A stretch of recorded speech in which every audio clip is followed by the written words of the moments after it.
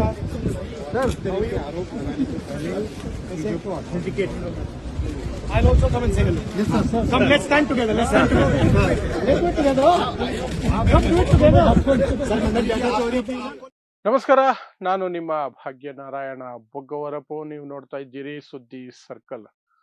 ಬಿಜೆಪಿಗರಿಗೂ ಹೇಡಿತನಕ್ಕೂ ಅವಿನಾಭಾವ ಸಂಬಂಧ. ಅದು ಅವರು ಆರಾಧಿಸುವಂತಹ ಅಥವಾ ಫಾಲೋ ಮಾಡುವಂತಹ ಅವರ ಲೀಡರ್ಸ್ ಇದಾರಲ್ಲ, ಈ ಹಿಂದಿನ ಲೀಡರ್ಸ್ ಆಗಿರಬಹುದು, ಅವರ ಏನು ಮೆಂಟರ್ಗಳು ಅಂತ ಕರೆಸ್ಕೊಳ್ತಾರಂಥವ್ರು, ಅವರಿಂದಲೇ ಬಂದಿರುತ್ತೆ. ಸಾವರ್ಕರ್ ಅನ್ನುವಂತಹ ವ್ಯಕ್ತಿಯನ್ನ ಇವರು ಆದರ್ಶವಾಗಿ ಸ್ವೀಕರಿಸ್ತಾರೆ. ಅಂದ್ರೆ ಬ್ರಿಟಿಷರಿಗೆ ಹೆದರಿ ಪ್ರಾಣ ಭಿಕ್ಷೆ ಪಡ್ಕೊಳ್ಳೋದಕ್ಕೆ ಪತ್ರಗಳ ಮೇಲೆ ಪತ್ರ ಬರೆದು ಕ್ಷಮಾಪನಾ ಪತ್ರಗಳನ್ನು ಬರೆದು ಬಿಡುಗಡೆಯಾಗಿ ಬಂದು ಸ್ವತಂತ್ರ ಹೋರಾಟದಲ್ಲಿ ಎಂದಿಗೂ ಪಾಲ್ಗೊಳ್ಳಲ್ಲ ಅಂತ ಎಲ್ಲ ಮಾತು ಕೊಟ್ಟು ಅದೇ ರೀತಿ ನಡೆದುಕೊಂಡಂತಹ ಸಾವರ್ಕರ್ನ ಇವರು ಆದರ್ಶವಾಗಿ ಸ್ವೀಕರಿಸ್ತಾರೆ. ಅಂದ್ರೆ ಇವರಲ್ಲಿ ಎಷ್ಟು ಹೇಡಿತನ ಇರುತ್ತೆ ಅನ್ನೋದು ನಿಮಗೆ ಗೊತ್ತಿರುತ್ತೆ. ಆದ್ರೆ ಅದು ಆಗಾಗ ಹೊರಗಡೆ ಸಹ ಬರ್ತಿರುತ್ತೆ, ಒಳಗೆ ಮಾತ್ರ ಇರಲ್ಲ, ಹೊರಗಡೆ ಸಹ ಬರ್ತಿರುತ್ತೆ. ಅಂಥದ್ರಲ್ಲಿ ಇತ್ತೀಚೆಗೆ ನಡೆದಂತಹ ಘಟನೆಗಳನ್ನ ನೀವು ಸ್ಮರಿಸೋದಾದ್ರೆ, ನರೇಂದ್ರ ಮೋದಿ, ಪ್ರಧಾನಮಂತ್ರಿ ನರೇಂದ್ರ ಮೋದಿನೇ ಸದನಕ್ಕೆ ಬರೋದಕ್ಕೆ ಹೆದರ್ಕೊಂಡು ನಾನು ಬರಲ್ಲ ಅನ್ನೋ ರೀತಿಯಲ್ಲಿ ಅವರ ಭಾಷಣವನ್ನೇ ಬಿಟ್ಟು ಕ್ಯಾನ್ಸಲ್ ಮಾಡಿಸ್ಕೊಂಡಿತ್ತು.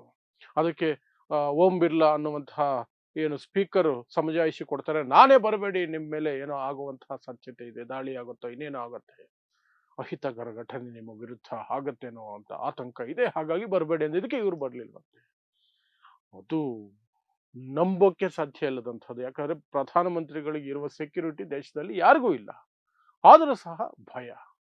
ಸೊ ಅವರೇ ಹಾಗಿರ್ಬೇಕಾದ್ರೆ ಅವರ ಒಂದು ರೀತಿ ಅವರಿಗೆ ಬಕೆಟ್ ಹಿಡ್ಕೊಂಡು ಚಮಚಗಿರಿ ಮಾಡ್ಕೊಂಡು ಅಕ್ಕಪಕ್ಕ ಓಡಾಡ್ಕೊಂಡಿರುವಂಥವ್ರಿಗೆ ಇನ್ನೆಷ್ಟಿರುತ್ತೆ ನೀವೇ ಯೋಚನೆ ಮಾಡಬಹುದು.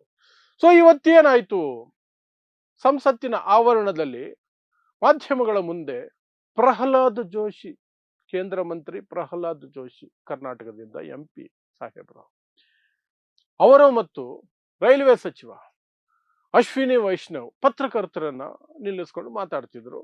ಈ ಟ್ರೇಡ್ ಡೀಲ್ ಬಗ್ಗೆ ರಾಹುಲ್ ಗಾಂಧಿ ಮಾಡಿರುವಂತಹ ಆರೋಪಗಳ ಕುರಿತಾಗಿ ರಾಹುಲ್ ಗಾಂಧಿ ವಿರುದ್ಧ ಮಾತಾಡ್ತಿದ್ರು. आरोप लगाने से पहले वीडियो को authenticate I'll also come and say hello. Yes, sir. Come, let's stand together. Let's stand together. Let's do it together. Let's do it together. ಆ ಸಮಯಕ್ಕೆ ಸರಿಯಾಗಿ ರಾಹುಲ್ ಗಾಂಧಿ ಅಲ್ಲಿಗೆ ಎಂಟ್ರಿ ಕೊಟ್ಟರು. ಅವ್ರ ಜೊತೆಯಲ್ಲಿ ಪ್ರಿಯಾಂಕಾ ಗಾಂಧಿನೂ ಇದ್ರು. ರಾಹುಲ್ ಗಾಂಧಿ ಎಂಟ್ರಿ ಕೊಟ್ಟ ತಕ್ಷಣನೇ ಹಾಯ್ ಅಂತ ಸಂಬೋಧಿಸಿ ಪ್ರಹ್ಲಾದ್ ಜೋಶಿಗೆ ಹ್ಯಾಂಡ್ ಶೇಕ್ ಕೊಡಕ್ ಹೋದ್ರು. ಪ್ರಹ್ಲಾದ್ ಜೋಶಿ ಎಡಗೈಯಲ್ಲಿ ಹ್ಯಾಂಡ್ ಶೇಕ್ನ ಕೊಟ್ರು. ಅದು ಯಾಕೆ ಅನ್ನೋದು ಅವರು ಬೆಳೆದು ಬಂದ ರೀತಿ ಇರುತ್ತೆ, ನಿಮಗೆ ಗೊತ್ತೇ ಇರುತ್ತೆ. ಅವರು ಯಾವ ಸಮುದಾಯದಿಂದ ಬರ್ತಾರೆ, ಅವರು ಬೇರೆಯವರನ್ನ ಮುಟ್ಟೋದಕ್ಕೆ ಎಷ್ಟೆಲ್ಲ ಯೋಚನೆ ಮಾಡ್ತಾರೆ. ಪಕ್ಕದಲ್ಲಿ ಕೂತ್ಕೋಬಾರ್ದು, ಮನೆ ಒಳಗಡೆ ಬಿಡಬಾರ್ದು, ಅವ್ರ ಜೊತೆ ಊಟ ಮಾಡಬಾರ್ದು, ಬೇರೆಯವರು ವಿದ್ಯೆನೇ ಕಲಿಬಾರ್ದು ಅಂತಹ ಒಂದು ಮನಸ್ಥಿತಿಯಿಂದ ಬರುವಂತಹ ಪರಂಪರೆ ಅವ್ರದ್ದು.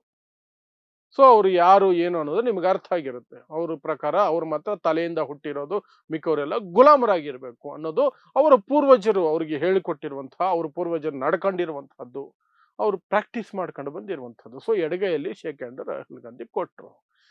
ಅಷ್ಟೊತ್ತಿಗೆ ರಾಹುಲ್ ಗಾಂಧಿಗೆ ಶೇಕ್ ಹ್ಯಾಂಡ್ ಕೊಡೋದ್ರ ಜೊತೆಗೇನೆ ಅಲ್ಲಿಂದ ಎಸ್ಕೇಪ್ ಆಗೋದಕ್ಕೂ ಸಹ ಭಯ ಅಲ್ಲ, ವಿರೋಧ ಪಕ್ಷದವರನ್ನ ನೋಡಿದ್ರೆ ಭಯ ಇವ್ರಿಗೆ, ಸದನದ ಒಳಗೂ ಭಯ, ಹೊರಗಡೆನೂ ಭಯ. ಯಾಕಂದ್ರೆ ಪ್ರಶ್ನೆ ಕೇಳ್ಬಿಡ್ತಾರೆ.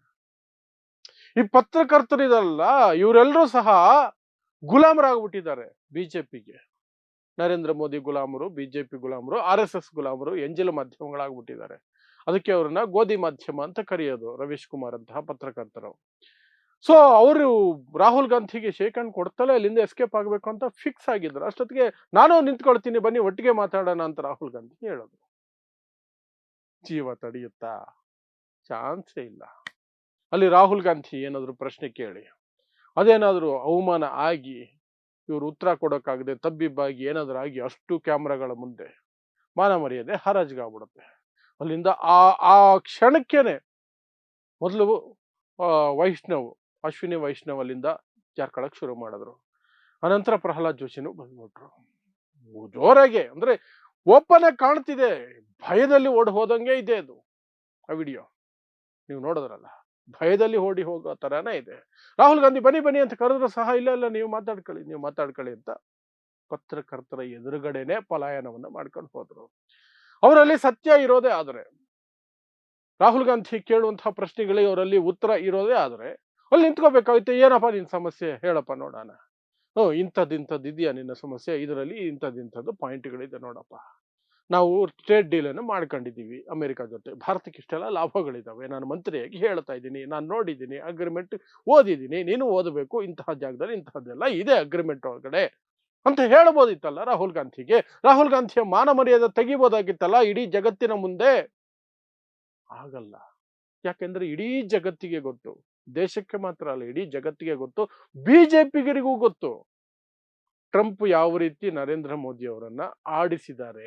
ಇತ್ತೀಚಿನ ತಿಂಗಳುಗಳಲ್ಲಿ ಎಷ್ಟೆಲ್ಲ ರೋದನೆ ಕೊಟ್ಟು ಏನೇನೋ ಮಾಡಿ ಕೊನೆಗೊಂದು ಟ್ರೇಡ್ ಡೀಲ್ ಅಂತ ಮಾಡ್ಕೊಂಡು ಅದರಲ್ಲಿ ಭಾರತಕ್ಕೆ ಯಾವುದೇ ರೀತಿಯಾದಂತಹ ಲಾಭಗಳನ್ನ ತೋರಿಸೋದಕ್ಕೆ ಈ ಸರ್ಕಾರಕ್ಕೆ ಸಾಧ್ಯನೇ ಆಗ್ತಿಲ್ಲ. ಸುಮ್ನೆ ಸದನದ ಒಳಗೆ ರಾಹುಲ್ ಗಾಂಧಿ ಅಥವಾ ಅಪೋಸಿಷನ್ ಅವರು ಯಾರಾದ್ರೂ ಮಾತಾಡಿದ ತಕ್ಷಣ ಗದ್ದಲ ಎಬ್ಬಿಸ್ಬಿಟ್ಟು ಅವ್ರು ಇದು ಮಾತಾಡಂಗಿಲ್ಲ ಅದು ಮಾತಾಡಂಗಿಲ್ಲ ಅಂತ ಇವರ ತಾಳಕ್ಕೆ ತಕ್ಕಂತೆ ಕುಣಿಯುವಂತಹ ಸ್ಪೀಕರ್ ಬೇರೆ ಓಂ ಬಿರ್ಲಾ, ಅವರು ಬಾಯಿ ಮುಚ್ಚಿಸ್ಬಿಡ್ತಾರೆ. LOP ಇದಾಗ್ಲಿ ಅಥವಾ ವಿರೋಧ ಪಕ್ಷದ ಇತರ ನಾಯಕರದಾಗ್ಲಿ ಹೆಚ್ಚು ಮಾತಾಡಿದ್ರೆ ಸದನದಿಂದ ಒಂದಷ್ಟು ಜನರನ್ನ ಅಮಾನತು ಮಾಡಿ ಬಿಸಾಕ್ತಾರೆ.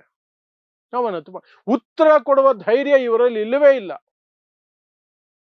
ಉತ್ತರ ಕೊಡೋ ಧೈರ್ಯ ಇಲ್ಲವೇ ಇಲ್ಲ. ಪಲಾಯನ, ಹೇಡಿತನ, ಇಷ್ಟೇ ಎರಡೇ. ಪ್ರಶ್ನೆ ಕೇಳ್ಬಿಟ್ರೆ ಓಡಿ ಹೋಗೋದಷ್ಟೇ.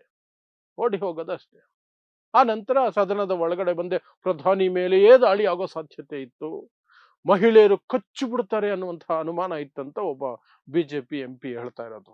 ಎಷ್ಟು ನಾಚಿಕೆಗೇಡಿನ ಸಂಗತಿ ಅದು. ಕಾಂಗ್ರೆಸ್ಸಿನ ಮಹಿಳಾ ಸಂಸದರು ಪ್ರಧಾನಿಯನ್ನ ಸದನದ ಒಳಗೆ ಕಚ್ಚೋ ಪ್ಲಾನ್ ಹಾಕೊಂಡಿದ್ರಂತೆ. ಬಾಬಾ, ಎಲ್ಲಿಂದ ತರ್ತಿರ್ರಿ ಈ ಬ್ರೈನ್ನ? ಎಲ್ಲಿಂದ ಹುಟ್ಟುತ್ತವ್ರಿ ಈ ಯೋಚನೆಗಳು? ನಿಮ್ಗೆ ನಿಜವಾಗ್ಲೂ ಅವಾರ್ಡ್ ಕೊಡಬೇಕು.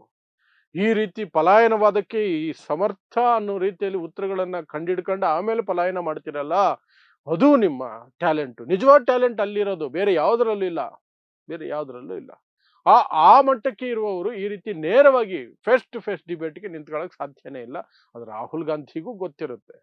ಇಲ್ಲಿ ರಾಹುಲ್ ಗಾಂಧಿ ಏನು ದೊಡ್ಡ ಧೈರ್ಯವಂತ, ಬಹಳ ಬುದ್ಧಿವಂತ ಅಂತ ನಾನೇನು ಹೇಳ್ತಿಲ್ಲ.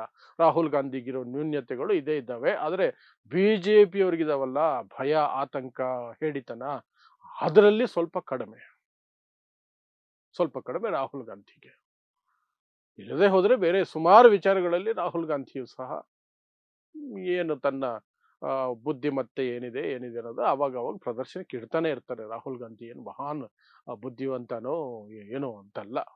ಬಟ್ BJPಗೆ ಹೋಲಿಸಿದ್ರೆ ಓಕೆ, BJP ಅವರು ಹೆದರ್ತಾರೆ ರಾಹುಲ್ ಗಾಂಧಿಗೆ ಅಂದ್ರೆ ನೀವು ಅರ್ಥ ಮಾಡ್ಕೊಳ್ಬಹುದು.